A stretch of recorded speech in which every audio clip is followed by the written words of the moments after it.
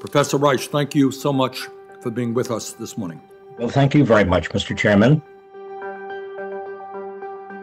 Even before the pandemic, America had the widest inequalities of income and wealth we have had in a century. The richest 0.1% has almost as much wealth as the bottom 90% put together. The median wage has barely budged for 40 years when you adjust for inflation, even though the economy of the United States is almost 3 times larger. Compensation packages of the top executives of big companies, CEOs, have soared from an average of 20 times that of the typical worker 40 years ago, or 60 times when I was labor secretary, to 320 times today.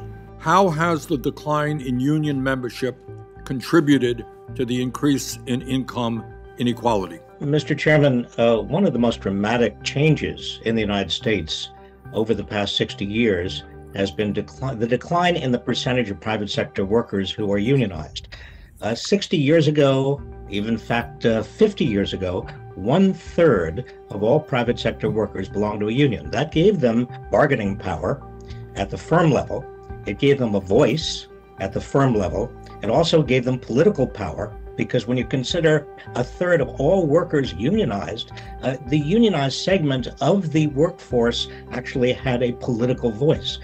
Now today, by contrast to 50 years ago, only 6.4% of private sector workers are unionized. What happens when income inequality at virtually unprecedented levels spawns political inequality?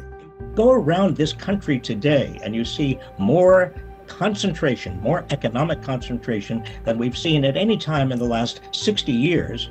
And also that economic concentration translates into political power.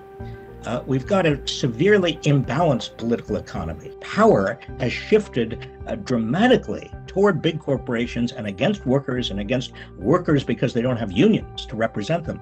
The issue that we are dealing with today, income and wealth inequality, is an issue that has to be addressed, and it's an issue that will determine what kind of nation we wish to become. We look forward to pursuing this issue in the months to come.